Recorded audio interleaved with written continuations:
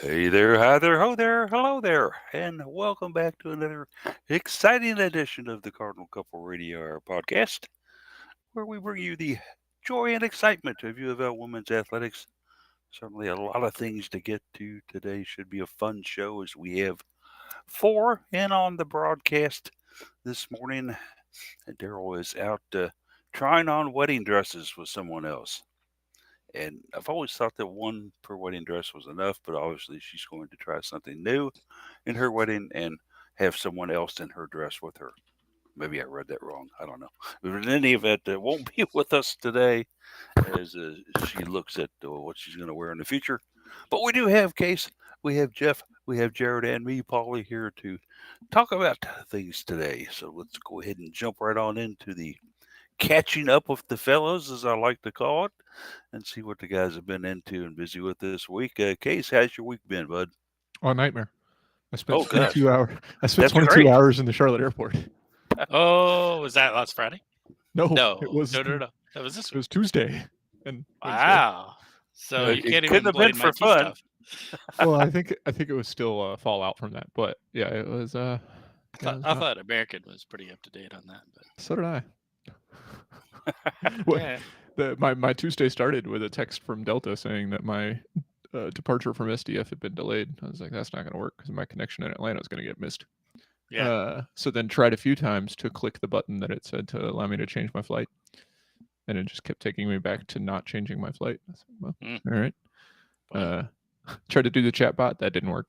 mm, Tried to call them and got the same message that the chatbot was, and then started being on hold. And I was like, you know what? I'll just rebook.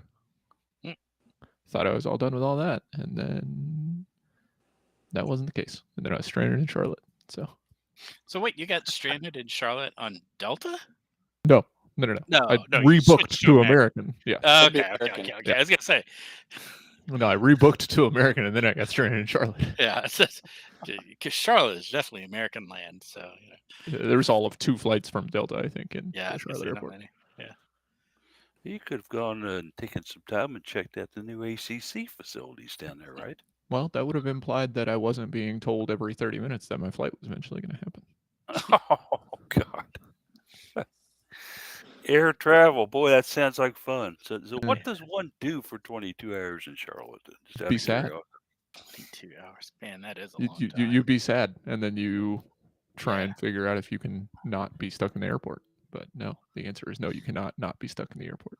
There are at least some nice places to get food and stuff. In Charlotte. It's good food and Are there a Again, little bit of shopping. Again, I was being told every Every however long 30 that I was minutes, gonna yeah. I was gonna eventually get on a plane. So Yeah. If you're always stuck at a gate waiting to try to board. Yeah. Yeah, that's fair. I haven't flown in years, but the last time I did, I ran into a similar situation in Atlanta waiting to go to Miami. Yeah. There was a flight delay. Gee, has that ever happened to anybody any before? Yeah. I said, okay, fine. Atlanta has bars. And I basically went to the bar and kept watching the screen in the bar. When it looked like my flight was getting close, I told the bartender, I don't remember the exact words because I was rather intoxicated at the time, get me a golf cart and take me to the terminal. And that's what they did. They got me a golf cart. They helped me get into the golf cart and hauled me down to where I waited to get on the plane. So, anyway, sounds like fun. Case, G, anything else happen for you? no, that pretty much takes up a lot of your week. I don't know It surely does. because then you need to try to recover Yeah. from the fact that you slept for I don't know 2 hours in the airport. One of the worst parts about it was like being among the last people to have hope. So I was trying to go to somewhere for like a work training. It was a 1-day thing on Wednesday, right? So once my flight to there was canceled late Tuesday, like I was supposed to leave at 2:45, and they canceled it finally at like 10:30. Once that happened, I was like, well, I'm just going home. Like, there's no point trying to go there tomorrow. The event will already be happening. So I was like, well, I'll just go home. And there was still a flight that was supposed to leave for Louisville. Technically, there were still 2 flights that were supposed to leave for Louisville, but both had been supposed to leave an hour prior. or so. So yeah, that's fun. But so I managed to book a seat on the later flight that was supposed to go to Louisville, and then eventually that got canceled. I don't know, like 12:30, 1 o'clock. But the problem with being among the last people to give up hope and decide you're just going to sleep in the airport is that everybody else has already given up hope. And they've already taken all the decent spots to sleep at the airport. All the restaurants that put like some garbage cans in front of the entrance to be like, no, don't sleep in our booths. Those didn't do Yeah. anything, and people Yeah. were sleeping in the booths. But it's difficult to sleep in airport chairs. Oh, they're the worst. Yeah, I mean, because Charlotte has some nice like wooden rockers and stuff, but you're not going to sleep in them. No, Yeah, there were some people that were eyeing like EMS stretchers. yeah. I thought about it. Somebody probably would have kicked me off though. That would have been the unfortunate part. Or you find yourself in the Charlotte General Hospital. That's true. That's true. They might be like, Undetermined, doctor. We don't know what's wrong with him. this person's unconscious on a stretcher. Do we need to give them medical care? Let's No. do Yeah, some they just exploratory needed to- surgery. They could have ambulanced you all the way back to Louisville. Right. Sorry, my insurance only works in the state of Kentucky. Well, don't worry, Mr. Hoskins. We're in West Virginia. We'll get you home soon. Oh, I God. don't want to. Sounds like interesting.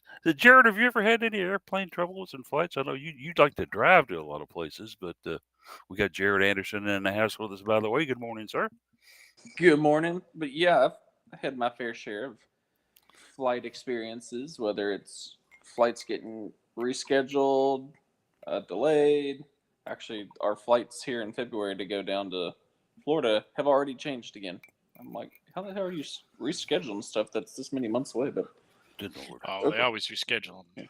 Yeah. Make changes months out. Yeah. It's yeah, but my worst issue was right as the pandemic started, and everywhere was shutting down. Well, Delta had no problem letting me get a full refund on my flight. They're like, yeah, it's a pandemic. You can't go anywhere. And American goes, no, you're not getting a refund. And eventually they changed my flight stuff around to a complete different city for a layover. I'm like, okay, give me my refund now. This falls under the confines per your contract. And it took a while and months, but I got my money back from them. yeah. Crazy, crazy, crazy. What else has been going on this week for you, Jared? Been living at Freedom Hall, it feels like. A lot of the TBT with the men's basketball alums, getting to watch a lot of former Louisville men's basketball players, but also getting the chance to run into Mo Reed, Maisha Hines-Allen, Erica Carter, talking to the two Jeffs, PK, Donovan Mitchell, a few other guys and folks I'm running into here and there. And I met the guy who invented the cards cheer way back when. So, Nice. eventful week at Freedom Hall. It sounds like a lot of fun back in a historic old, and I guess that's Bellarmine's home now, if I remember correctly. Yeah, that's correct. Correct. Yeah, because I was at the Bellarmine Louisville game. What was it, this year or last year? It was a couple within the last couple of years. It And, was 2 years ago because it was the same night that Kenny Payne got his first win as a Louisville coach. Gotcha. Okay. I was Yeah, at that's a Bellarmine that momentous night. then. Yeah, and then we didn't celebrate it at Freedom Hall. I don't know why, but it was kind of neat sitting there on press row and then kind of looking up to where my old seats were back when I had men's basketball tickets and where I used to sit there, and then kind of looking over where press row and things were back when we were covering events there for Cardinal Couple, and yeah, kind of a nice old feel to the place. And the Bellarmine people were really, really nice. I got to give them a lot of credit. They were just super. They had media there to cover a Bellarmine women's game, and they were beside themselves. Yeah. So, and nice meal. I got a great box meal and everything. It was very, very nice of them. They took really good care of me, and I thought to myself, this wouldn't be a bad program to cover if they ever did anything. It would be fun. But how many nights can you spend in Sanford or West Virginia University Tech? I will say when UofL volleyball played the regional rounds in the NCAA tournament at Freedom Hall, in the run up to that, I had run into some of the volleyball players, and they were all really asking me lots of questions about what Freedom Hall was like. because they'd never been in it. Yeah.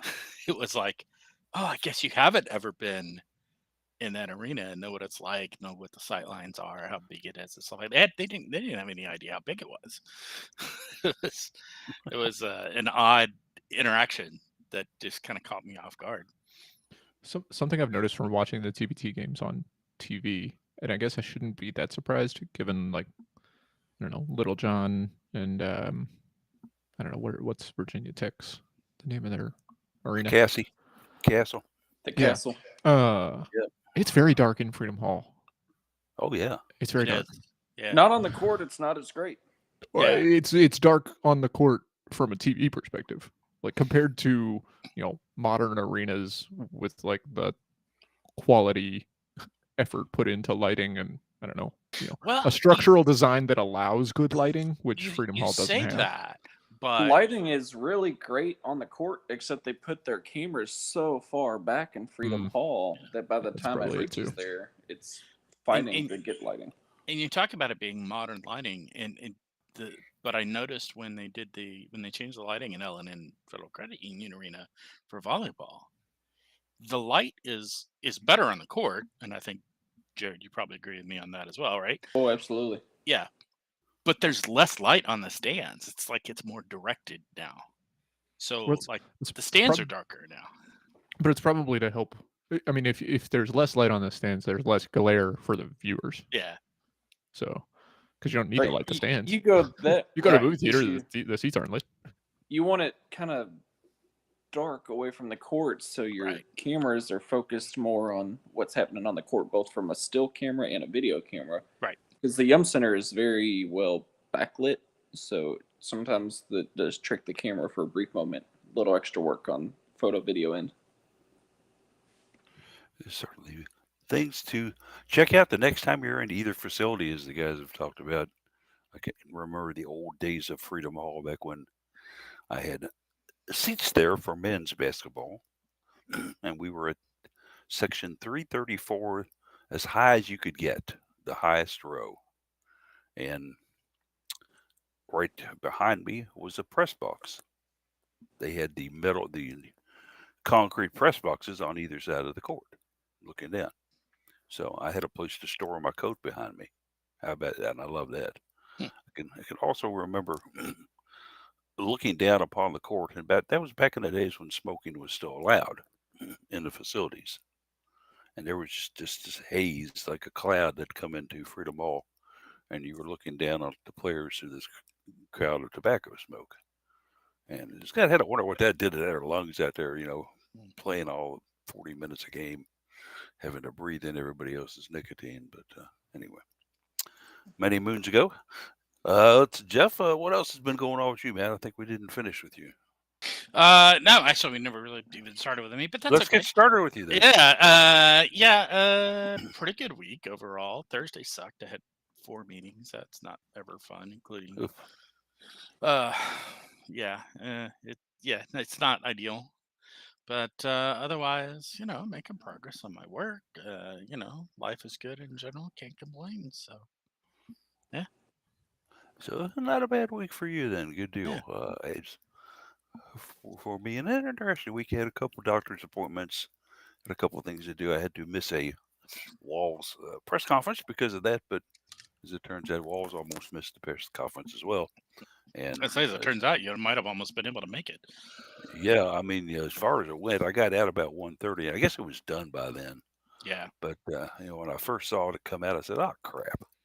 And not because Walls was having a press conference; it was the time and the scheduling behind it. And then, of course, Walls himself couldn't make it because of recruiting until later on, and Daryl had to leave. But it was an interesting thing to watch. Certainly, watching I've been watching a lot of pre-Olympic and Olympic things the last couple of days to see what's going on over in Paris, and that's always fun too to kind of see that once every 4 years. The opening ceremonies, man. It's like this is appropriately weird for France. Yeah, it was. Yeah. I saw somebody on Twitter say "Kings of Metal and Safety" because Gojira was clipped in Right. safety harnesses on Best Deal. It's just amazing how the coverage changes every 4 years. on the way they do these things. And of course, ABC used to have the coverage years ago, and that was always just always sports, sports, sports, sports, sports until, of course, the unfortunate assassination of people a few years back. But anyway, yeah, so not a really busy week.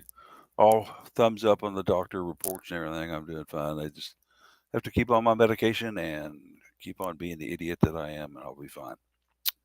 So, So since you mentioned the Olympics, Paul, do you know the sports that the USA has never medaled in the Summer Olympics?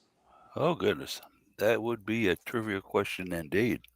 Uh, let's take a. I'm going to say curling. Well, Well, that's Not winter. summer. They definitely haven't medaled in curling in the you Summer want just Olympics. you just want summer sports. Okay.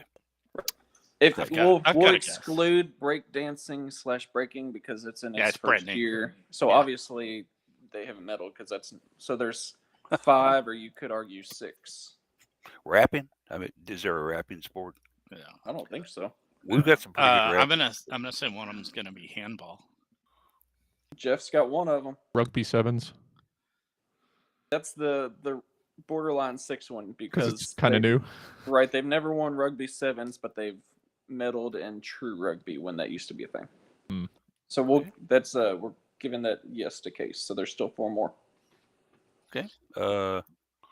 Women's softball? No, US has actually won gold in that before. I was gonna say, I feel like we would have pretty strong showing in that. Oh, men's soccer. Nope, US has medaled in that before. It's Like been a a long bronze? time. It's been like a bronze Yeah. or something. Not Bronze adding this 50 years ago, great. Yeah. All right, Jared, break them on us then. Yeah. You mentioned handball, Yeah. rhythm gymnastics, which is not part of the normal gymnastics, table tennis, which Okay. is dominated Believe pretty that. heavily by a lot of your Asian countries, trampoline, which Okay. I'm not sure if that's in this year, and badminton. See, when you said table tennis, I thought badminton might be the other one as well. Yeah. I mean, the U.S. is not known for its proficiency at racket sports. No. Nope. Yeah, The, tennis. the maybe. U.S. is heavily dominated. Even your tennis, swim and like, diving. Even tennis. Yeah. I'd say women's issue. tennis more than Yeah. men's. True. And even when you say that, it's like the Williams. Yeah. Yeah, both Serena and Venus have medaled multiple times in the Olympics. Coco was a flag bearer. Coco now. Yeah. You know. Yeah, Coco was carrying a flag at the ceremonies. I did see that. And so we'll see how it happens this year. Of course, a couple of the Russian nations will not be participating. Russia and Either. Belarus are Yeah. not officially there. So I think like some of the individual athletes are competing as independently. One thing they did not allow those athletes to participate in the opening ceremonies last night. It's because they're unaffiliated. The But in opening the ceremonies are past, for affiliates. in the past, they have let independent athletes from Russia or whatever that were where the National Olympic Committee was being sanctioned, they would walk in under the Olympic flag Hmm. as individuals. Yeah, they didn't do that last night. Yeah, they ran out of boats. Yeah, yeah. They couldn't get a boat to turn around and get back upstream fast enough to pick them up.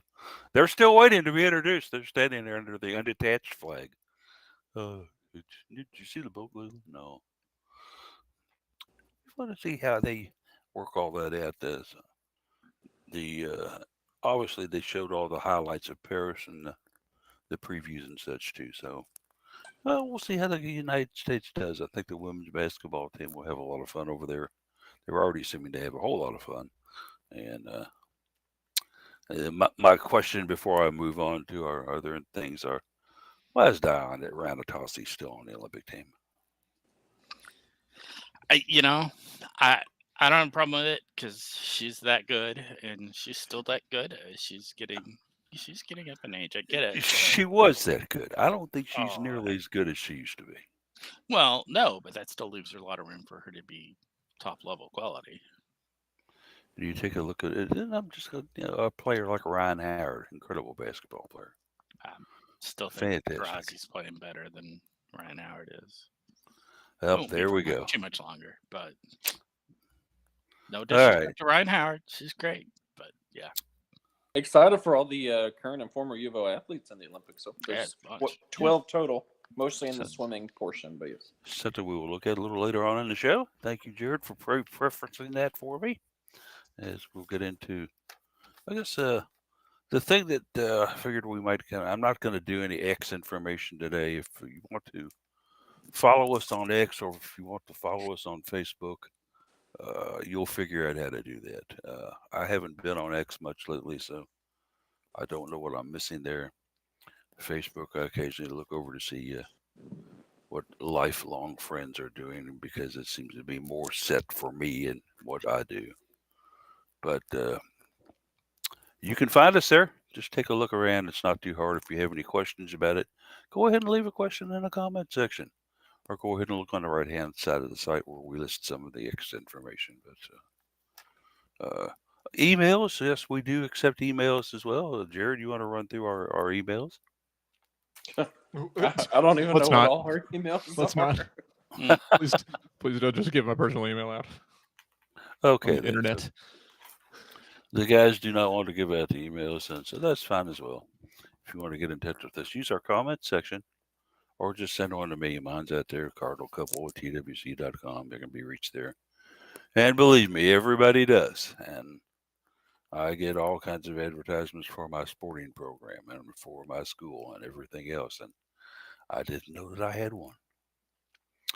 It would be amazing if I did have a school. I don't know what the curriculum would be. We were looking a little earlier, in fact, in today's article about scholarships. Yes, scholarships in the NCAA. The limits to scholarships are apparently going to disappear down the road. And that's an interesting topic there to kind of Sort take of. a look at. Who shall I point to first to talk about this? Case wrote the article, so Case will let you kind of start out with the broad strokes here. Sure. So, as Jeff alluded to, they're sort of going away, reportedly, presumably. It seems pretty likely. Yeah. Based This is just still a proposal. It does have to be approved by courts and all kinds of stuff like that. So this is correct. not in force yet, but yes. Right. But it is a proposal by the Board of Governors. It's not like Yeah. some person has presented this proposal to the NCAA. They came up with it as part of their ongoing antitrust settlement and all the issues that they're having with the fact that amateurism has always and remains a joke as far as the NCAA is concerned.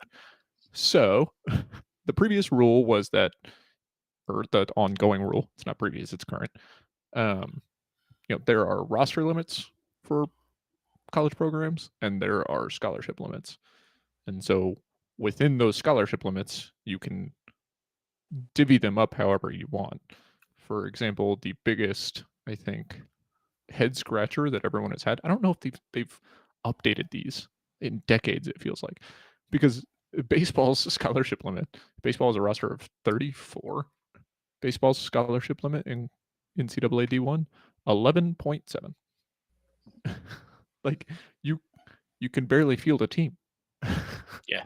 on full Yeah. scholarship, which is insane. And obviously in baseball there you can, because the floating point number there, you can give partial scholarships. right. In all sports you can give partial scholarships. No. Oh, is it that's not in true. all? Oh, No. how odd. Basketball, volleyball, and 'cause- I believe soccer. Or no, I mean, I don't know about I think soccer, maybe softball. It's all or nothing. You're either full scholarship or nothing. So weird. Yeah. Why even have a rule if it's going to be different sport to sport? Yeah. But what a shock. The NCAA doesn't make sense. Yeah. But one of the things that is about that is not changing as we move forward. The proposal is that those weird numbers will go away. The maximum scholarship limit for each sport will be the roster limit. So football currently has a scholarship limit of 85. They have a roster limit of 105. So the scholarship limit will be 105. For baseball, it will be 34. For softball is another big one that'll get more than double. Goes from 12 to 25. Soccer will go from 14 to 28. I kind of laid all these out in my article, but something that won't change about this rule is that schools are not obligated to fill all those scholarships. They're not currently obligated to use all their scholarships in most of the sports that people think about the scholarship limit. They do use all their scholarship allocation because, of course, they will. they have way more players than they have scholarship allowances. But they don't necessarily have to use all 105 of those scholarships in football, and most schools probably won't, because if they don't change the roster limit size, you're still going to want to be able to spread money out. You're still going to want to have walk-on opportunities. But yeah, we can get into the negatives and other implications and what that might look like. But that's pretty much the gist of it.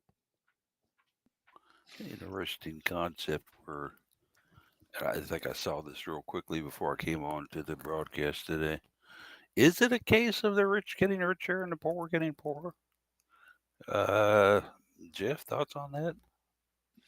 Man, I don't know. It's possibly because obviously it's going to take more money to fund these things, to fund these extra scholarships, and the schools that are set up with bigger revenue pools to fund scholarships are going to be able to say, yeah, okay, we're going to have the full 18 in volleyball, and we're going to have the full 25 in softball. And we're going to fund them all, and you're going to say, okay, everybody's on scholarship now.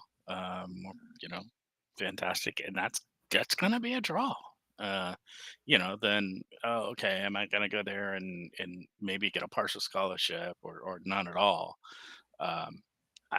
That's a concern, because that is the other thing that's changing in this, is that all scholarships now are going to be considered equivalency, which is where you can do that partial scholarship thing. So where volleyball was an all or nothing and basketball was an all or nothing in the past, now they will be able to, in addition, just not offering all the scholarships if they don't want to, they can also offer partial now in those sports. So yeah, significant things are changing here. It's gonna be, it's gonna be more capitalistic, honestly, and that's the direction this is all going anyway. Players are going to be saying, "Hey, what's my best offer?" So How's it going to change the game, Jared? What's going to happen with the Bereas and the Eastern Kentuckys and the Tennessee Martins out there who obviously aren't going to be able to siphon off or get the players that Tennessee or Louisville or Kentucky didn't offer a scholarship to? Yeah, I'm gonna kind of follow up with what Jeff and Case both mentioned, is the schools that Absolutely. have the money and can afford to offer more scholarships are going to do so, and it may help swing and deter some players from going elsewhere. Because college is just crazy expensive now. If you're saving anywhere from $20,000 to $60,000 a year uh, to go play ball at, or go play a sport at one school versus another, well, absolutely, you're going to go take it because you kind of have to. So I think you're going to see a lot of these smaller schools that don't have these large athletics budgets or just large budgets in general. They're going to continue to fall off the way you're starting to see it a little bit here and there with NIL. So it's going to separate the rich schools to the poor schools, which is kind of like how America feels. Well, the other negative too is not just the rich schools from the poor schools, right? It's the rich sports from the, Exactly. for lack of a better word, poor sports. We're going to see, I mean, it's not hypothetical, it's going to happen. You will see schools, probably like SMU, but a school that can fund a decent football program and thinks that they could compete at a higher level if they can fund more of that football program, but at the expense of not flying people all over the country for their non-revenue sports. If they can do it within Title IX, yeah, that's they'll the be important thing. they'll be Title cutting. IX still applies. Yeah, but there will be program cuts. But I mean, you look at a school like SMU, maybe to help Title IX, they just cut men's and women's gymnastics, right? Like there's going to be non-revenue sports on both sides that are going to suffer from this in the pursuit of the almighty dollar that college football now will continue to exercise its power over the rest of the athletic programs. And unfortunately, but true, it does wield a very, very heavy sword in the makeup of college athletics. And, as a site that covers women's sports here, we tend to focus on some major ones more than others, but still, we don't have any powerhouses in our wheelbase, guys, like a college football program or a very successful men's basketball program. And I kind of like that. It kind of gives us a chance to kind of look off the beaten path at times. But certainly some changes ahead for sure. Uh, we'll see how they work out. Uh, the Olympics ceremonies going on. Certainly an interesting approach by the city of Paris in the introduction of the athletes and such in the United States. And more importantly, Louisville has quite a contingent over there this year, Jared, but it's kind of all in one area, isn't it? Yeah, I got a chance to watch a little bit of the opening ceremonies yesterday, and I've already watched both rugby and soccer, which started before the opening ceremonies. Interesting mindset with them bringing everybody in on boats. I think it may take away a little bit from your flag bearer, who usually would lead the country at the front and walking in. However, it's different, and Paris has that option to do so with the river going right there. I'm just excited for the Olympics. I like watching different sports. Uh, Certainly ready to see the U.S. participate well. I saw the synchronized diving. The women received a silver, I believe it was last night or this morning. So we're on the board with the medal. Already. Yeah, I think they were also talking about any of events that were going to take place in the Seine River, which runs through the heart of Paris. We're still not going to be allowed because of the E. coli level in the actual river. That So, will be a quote unquote game time decision. They'll do measurements at the time that the event is getting ready to start to determine that. So What they're would those still even be? Like the triathlon? they have open water swimming. Oh, oh yeah, so open But water yeah, swimming, the triathlon. Yeah. Oh, rowing and sailing. Yeah, rowing and sailing, that may not be a problem because you're not actually in the water, hopefully. Um, I think from a safety perspective, they'd consider, you could flip. yeah, possibly. I don't know. I'm not sure what they'll. I don't know what the qualification on that is, but That's still a little concerning because it could meet Splash. the requirements by just the very minimum, and you're like, so yeah, how it's do we like, oh, determine that's that this exact amount? that's It's reassuring. Yeah, I mean, it's the same as a DUI. Sure, the .08 is the legal limit for uh, driving impaired, but if you blow a .079, is it really that much different? yeah. then a 0.8.1. Yeah, yeah. Uh, it was that half a beer I drank, officer. I'm sorry, I Yeah. shouldn't have done it. That last That sip. got me over the limit. So fun over there. The United States, obviously. Louisville, as we mentioned, has a nice contingent over there, guys, and some of the athletes that are going to be participating over there. But it looks to be all swimming. So, uh, All but one, I think. well, just about all swimming. We've got Elsie Presternick that's diving. yeah, she's a diver, which is kind of a lot of people group swimming and diving It is. together. Are you talking about just the women's athletes or all UofL athletes? Oh, we're looking at the total U of L Oh, well, contingent you've over there, got which I think is 12, isn't it? right. You have 8 swimmers, 1 diver, 1 track and field, which is Jada Norwick. I know we've talked about a little bit. Men's basketball, Carlick Jones, and men's golf is Mateus Schmid. Oh yeah. Yeah, Carly Those Jones playing two for aren't Scotland actually. again. Yeah, okay. But it's kind of funny to look at the Louisville list, though, of the ones that are actually participating for the USA. It's an interesting breakdown. Here we got Nick Albiero, who's going to swim for Brazil. His dad's a head coach here in the United States of America. He's going to swim for Brazil. Let's go down this whole list. Only one athlete out of all these that I see listed is listed as participating for the United States of America.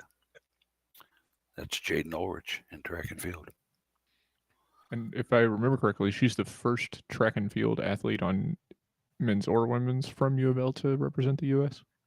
Correct. Correct. I think you're right on that case. Yeah, for sure. I mean, the U.S. or UofL's only had a few representatives from the U.S. In general. Swimming, I think you would have had Kelsey Whirl, Dahlia, and Mallory Comerford, I think, went to an Olympics. Right. You've had a couple And maybe a couple of men's guys too. as well. And then on the women's The basketball, women's basketball is Angel yep. McCautry. But not a men's basketball side, and obviously not a men's track and field. So we'll certainly be, of course, wishing those athletes the best of luck there as they participate in the pool for the most part, and out there, of course, with Jaden throwing the foot. I think she was second best of the discus throwers that the United States is sending over. Yeah, she if I'm not mistaken. In the nationals, yeah. Yeah, so hopefully she can come up and have a big one and get into that and talking about that a little bit. We were fortunate enough to actually be able to get an interview, as they were nice enough to turn the microphone loose on her and let people come in and ask her questions and do such with her before she went over.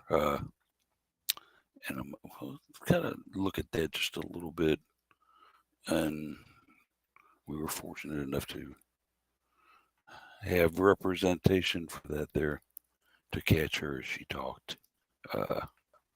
They held it over, of course, at the Louisville track and field. Daryl Faust went over to cover that and was able to get in there as they. It was interesting to see some of her responses on things, guys. She was when she first got the notification that she'd made the team, excited, almost disbelief. Interesting stuff there for her.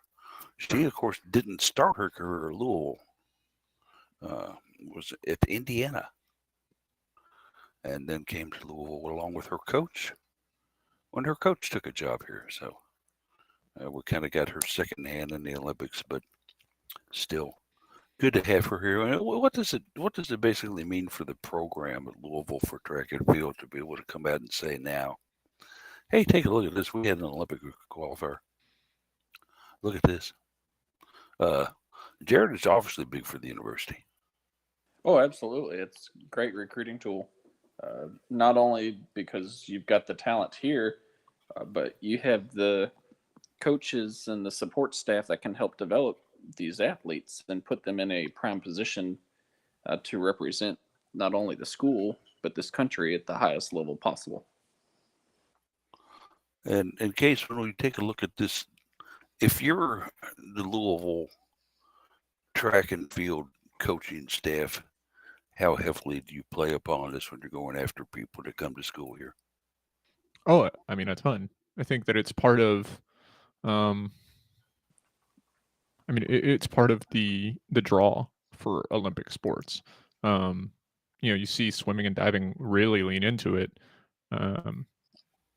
If you go to the Ralph Wright Natatorium, both inside and outside, you'll see posters of Olympians, and especially they love to push Olympians that are graduates of the program that aren't on the team anymore, to say, look, these athletes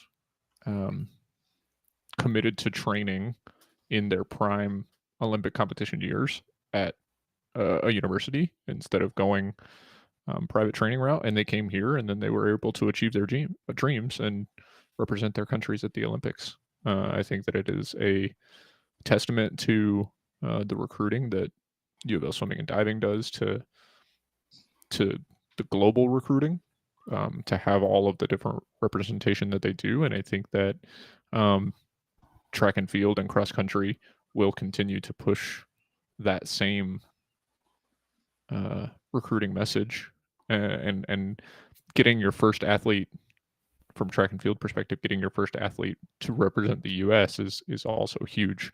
You see athletes like Quincy Jones, a 16-year-old track runner who's going to represent the United States. Like, he's going to go to college somewhere. If you are a school that's, I mean, we're not going to get him because he's a Nike athlete, but whatever. That is just the first example that came to mind. But he's going to go to college somewhere, and if you can say, look, we've trained athletes at the highest level, we have a ton of experience with Olympic athletes, and we've sent ones to the Olympics for the U.S., which is the most, I think, among the most competitive Olympiads to represent. That's huge, I think, when you're looking at recruiting for that. And I think it's a testament to have an athlete like Jaden that came over, followed a coach from Indiana, and his coaching staff is already seeing the dividends of their changes to philosophy and to training. Do you guys think your following and coverage or your own personal watching of the Olympics is going to be maybe as strong as it was 4 years ago? Is there that much interest 4 years later after what you saw last time around? Oh, hell yeah. I love Okay. the Olympics. Jared's a positive yes on that. I'd love it more if NBC would kill Peacock, like the sad, sick. Never mind, I'm not gonna say that. But if they would get rid of Peacock, I mean, it's a disaster. It's not successful. It is harming the sports that they continue to shove onto it. I'm saying this as an IndyCar fan who continues to see race weekends that just get completely shuttled over to Peacock, and I refuse to pay for their dying service.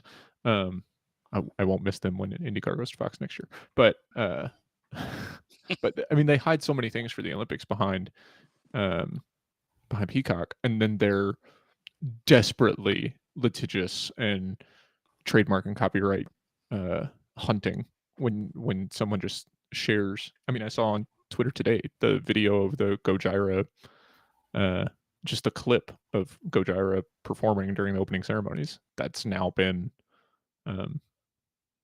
it's now been copyright struck from Twitter. So like come on. Like, do you want people to watch? Do you want people to be excited about this and potentially be like, oh, this is what I'm missing by not having Peacock? Like, do you want that or not? I thought we want people to watch sports, not to just hide them away. We had Peacock, so it's great because I'm able to watch everything, but it's also kind of silly that in order to be able to, like Case mentioned, the only way to watch a lot of these sports is by having to pay for Peacock. Like, why would you not want the whole country to be able to see this? Well, because that's not what their interest is. I mean, it's capitalism. They want money, period. They don't care about people seeing sports. That's just the means to their end of making money. So, I mean, like, NBC's not making money on Peacock. There's no way. Well, they're trying to. They've been trying for a lot of years, and it ain't working.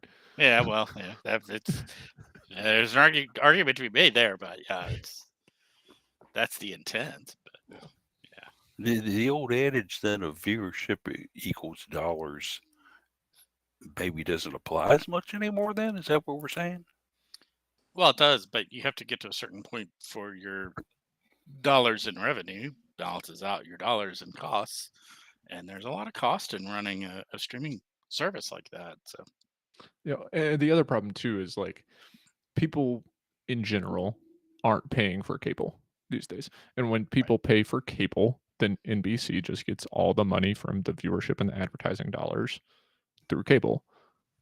But when most people get their live television through some streaming service, like YouTube TV, like Hulu Live, something like that, then NBC still gets their ad revenue, but it's split with all of the different streaming platforms. And so if they have their own streaming platform where they can just say, well, we're going to have subscription fee, we're going to have ad revenue, and we're just going to put stuff here, then that's going to make it make more money. Whereas if they put it on NBC or USA or I don't know, NBC Sports, which for whatever reason they just got rid of. Actually, I know why they got rid of it, so that they could put everything that was on NBC Sports on Peacock.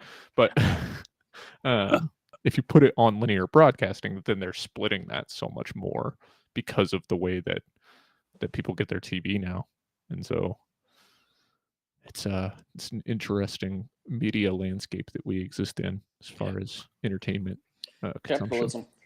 Yeah. Which I don't know if we're ready to leave this topic yet, but does kind of lead into the whole Floyd Street Media topic too, doesn't it?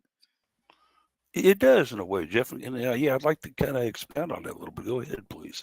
Yeah. So announced this week was Floyd Street Media. It's a offshoot of 502 Circle, which is the NIL collective.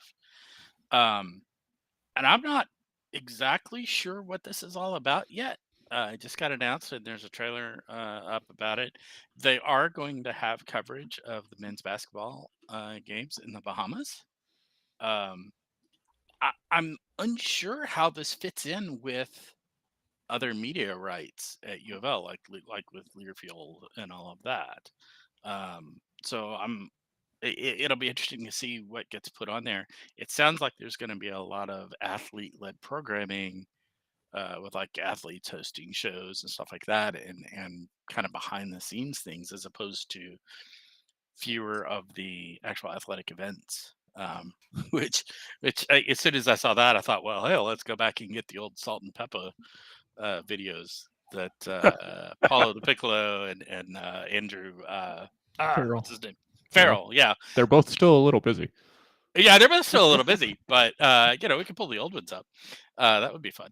And put those on. But yeah, it sounds like it's gonna be mostly non-athletic event, although some may show up there, apparently. But about the student athletes more and what they're doing. I don't know. I'm still not real clear on what all is going to be on there. So they have announced 3 things already. Well, 4, I guess, technically. I just pulled it up. This is the first I'm actually hearing of it because I knew about the live stream, but I hadn't really seen what it was. Yeah. My guess with the media rights is this is only going to be able to cover events that aren't otherwise obligated somewhere. Yeah. And nowhere's covering Louisville versus the Bahamas or Louisville versus Calgary in the Bahamas. Yeah. But so they've announced a Louisville basketball show with Kaysen Pryor and Noah Waterman, Right. which I think is really kind of leaning on the video podcast format that's just kind of talk shows that a lot of athletes are doing now. You see it with Racing Louisville, you see it with Louisville City FC. Right. You see it in the pros with LeBron James and JJ Redick. So they'll have that. Keep It 100 is the name of that. Then they have the live stream event. Then they have a coach series, Luke Hancock social series called Court Vision, where he'll talk about the Louisville basketball program and Pat Kelsey's coaching philosophy through the season, I assume. And then they have an email newsletter that they've announced. So it seems to be a lot based on, if you remember Jeff Greer's Floyd Street's Finest in the field of 64. It seems like they're leaning on Floyd Street being where the Little Yum or Planet Cooper Fitness Center practice facility is, and it'll be mostly focused on men's basketball, despite, Floyd Street also being the home of all of UofL athletics. Just about, yeah. I think just about everything is down on Floyd somewhere. And I think, ironically, everything plays off of Floyd Street except for men's basketball and women's basketball. And certainly volleyball to a smaller. Volleyball's on, yeah. I mean, most of their games are off Floyd Street. Yeah, they will. Rowing's not, but be hard to roll down. There. It's not a lot of bodies of water on Floyd. Yeah, and not a lot cross of water country and golf. And... There's a few. But their training facilities and their offices are right. They're all right there on Floyd Street. But so are men's basketball, so they would say that. Yeah. And certainly, if you've never been over to the golf facility on campus, which is basically right at the very edge of campus down there, it's a neat facility to go through and we'll talk through. I had, fortunately, the women's golf course. Kelly took me through there a while back when I was collecting things for another organization. Yeah, you still with me? I think, did we lose Paul? No. Did you lose Paul? Maybe. Okay, Well, so there we Jeff. go. We've Sorry. got Paul. Okay, there we are. That was weird. Like I couldn't hear anybody for a minute. I hope I wasn't Oh, talking over you all. only a little bit. Somebody called EMS for Jeff. Yeah, it was weird. It just like it went silent. It was dead air. I'm like, sorry. Not a problem. I think one of the things that I think is what people don't realize is that the Louisville golf facilities are really, really unique in what you can do down there if you're a student athlete and on the golf team. I know everybody thinks, oh, they spend all their time outside playing golf, right? No, they don't. The student athlete in college that's a golfer goes to a lot of different things like weight training, working on certain aspects of their game, swing analysis, where they're actually, it's just amazing to watch, to see some of the stuff that they go through, from the old days of going out to Iroquois and playing 18 holes and, hey, I shot 102, how about me? To where they've got these athletes down to finely tuned student athletes on a collegiate level. Incredible. I couldn't believe it. But we were speaking earlier of Paris. Well, let's jump fast forward to November. The Cards will be back in Paris again at the AFLAC We Play event in Paris. The Louisville women's basketball team announcing earlier this week that they would be participating in that event. This is huge for the Cards. They'll be playing UCLA in a doubleheader over there. And this will actually be the start of the 2024-25 season for Louisville women's basketball. We don't know exactly which time yet. It'll either be at noon or 2:30. I would imagine coverage would come from somewhere. We'll see who wins the battle to cover this thing. But guys, this is big. Opening the season, across and over in Europe. Thoughts on that? They're a little late to the Olympics. And to be playing, it's a nice feature and showcase, and I think more than anything, if I'm Jeff Walls and the coaching staff, I'm using this as an opportunity to do some international recruiting too, and maybe get some potential recruits out to this game, just to see what it's like to attend a Louisville game and live game coaching. But it's also, you're putting them on the national spotlight, and anytime we can put UofL in the national eyes or international spotlight, just more power to them, and love it. And anything that we can get Louisville looking good on, we'll certainly do so. I think it's also a secondary kind of draw that Louisville is raising money to sponsor and do this thing. It's not where they're being paid to go over there. They're actively fund seeking. Does the average UofL season ticket holder for women's basketball think to themselves, hey, we got to get to Paris in November? I looked at the calendar. I sure enough looked at the calendar. And of course, you'll be busy still with volleyball at that time. Yeah, that was why I said no. I went, well, no, too much conflict with volleyball. So otherwise, I might have done it. Yeah. Jared, what type of photography opportunities would that have been for you to go over there? It depends what we have in the Cardinal couple budget to send me over. Because I do not have the money to travel overseas right now. And it would be, unfortunately, a personal expenditure of any of our talented writers if they wanted to go over to cover that, because the Cardinal budget is fiction. There is nothing.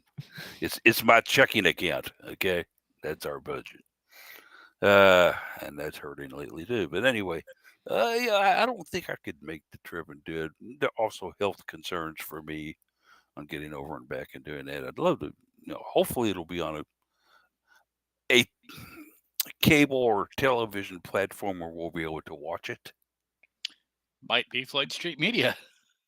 And it could be Floyd Street Media. Yeah, it's a possibility. I don't know. More information on ticket packages. Television partner will be. This is going to be. I mean, it has a naming sponsor. Yeah. It's almost certainly a kind of Olympic post-Olympic branding coordination event. It's at the Adidas Arena. This is going to be on TV. The question I think becomes whether ESPN and Fox are duking it out, with this being ACC versus Big Ten and SEC versus Big Ten. I would have thought that the men's in the Bahamas would have been on TV though as well, but for some of the similar reasons. But so I don't know. I'm not. You think they are? I'm not sold, but we'll see. Jeff Walls saw it important enough to have a press conference about it, to talk about that, and already starting the hype for the event. He was also, of course, able to talk about a little bit about his time that he spent with the, as he calls her now, E. And I'm not referring to Amani Henderson, who will always be E in my book. But Jeff has a new E now. And of course, that is our fantastic basketball player who has come over from Turkey to play for the Cards. He was over there as an assistant coach on the Turkey team. In case you haven't read much about that, I think they ended up in 7th place, guys. Am I right on that? In the tournament they were in over there. That closely, so I don't know. And Jared, have you got any more on that? I do not know. So it obviously it wasn't the main focus of Walls' presser. He did want to build up this November event that we were going over there to play in, and certainly to talk about a little bit about the progress of the team, although we didn't get a whole lot of insights into what's going on.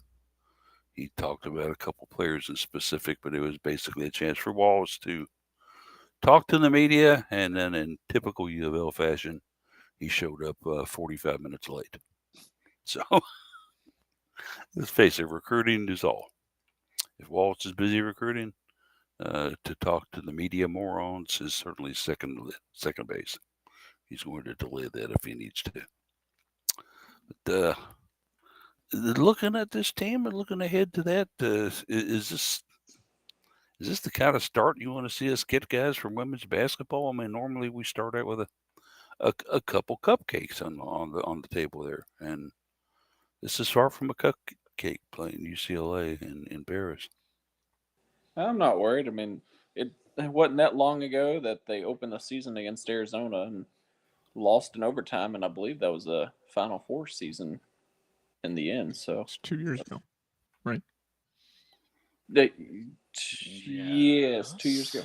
Because that was also the same year that we beat the brakes off DePaul, and then made the girl cry. Yeah, and then she transferred to wherever, and then we beat them again.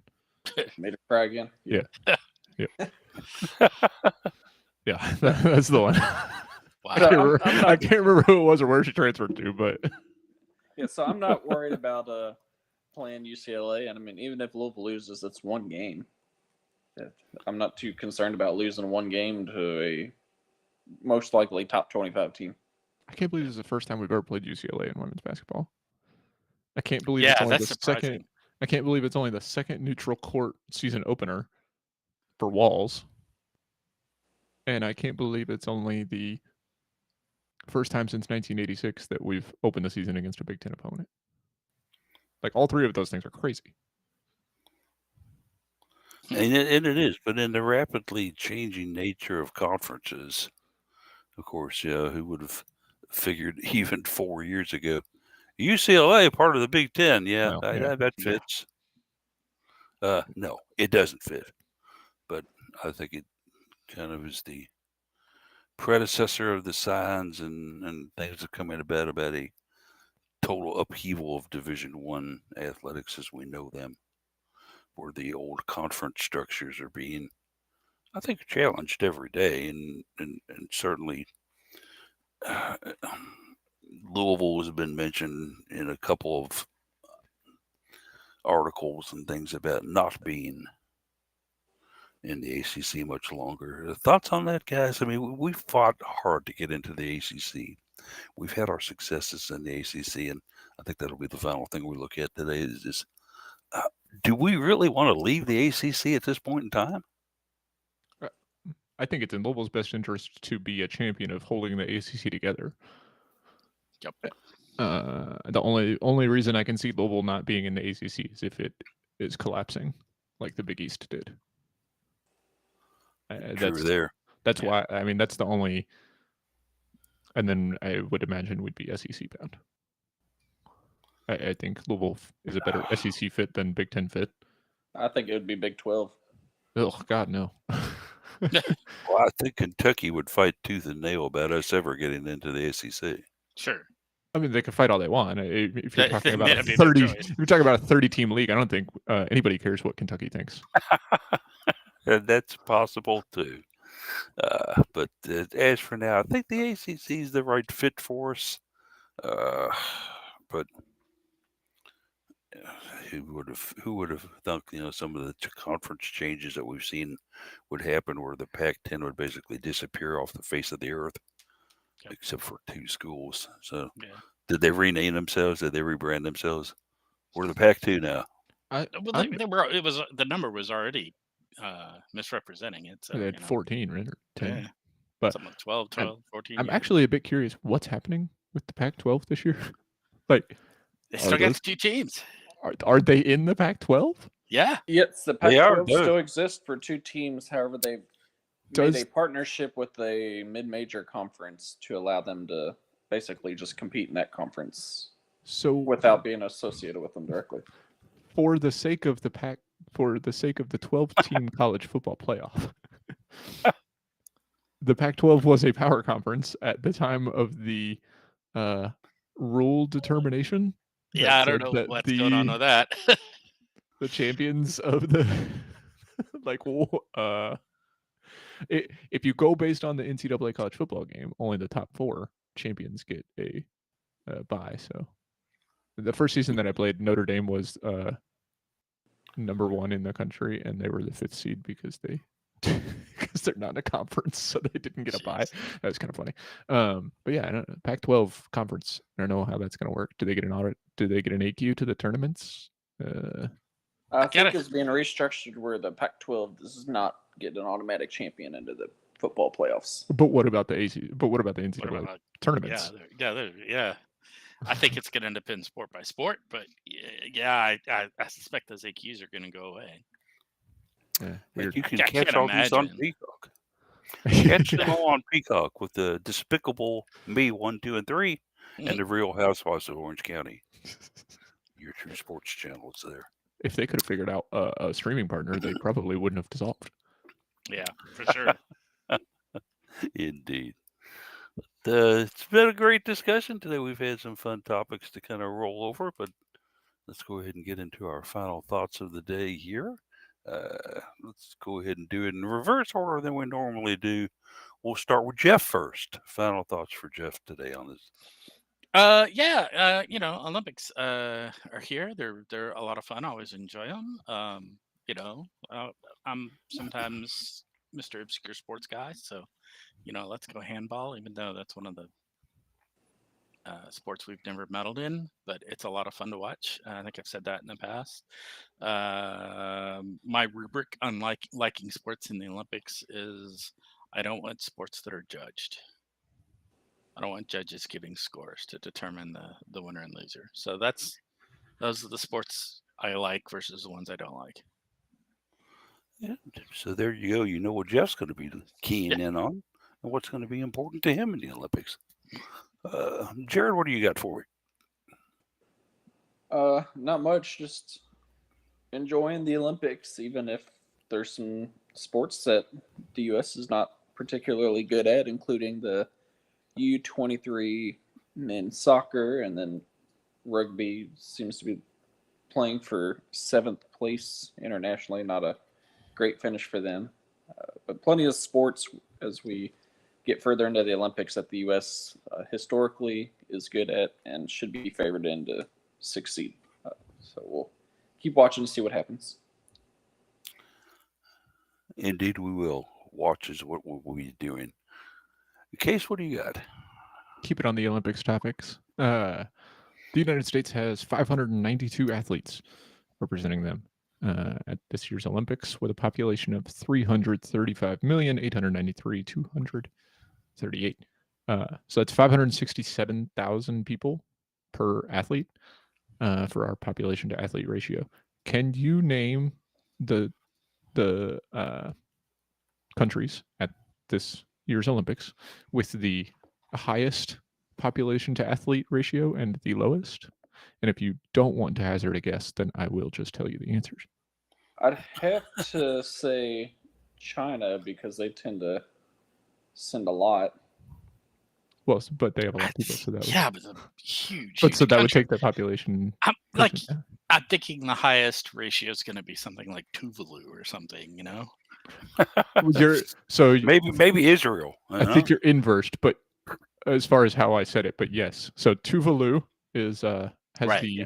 lowest population to athlete ratio. Right, yeah. Most number of athletes compared to the population, yes. Correct. 2 athletes with a population of 10,680 people. So they have population per athlete of 5,000. So that one's fun. Another little fun hiccup on the low ones is Samoa, which has 24 athletes, but like half of them are on the rugby team. Yes. The highest is actually Pakistan. They only have 7 athletes representing them.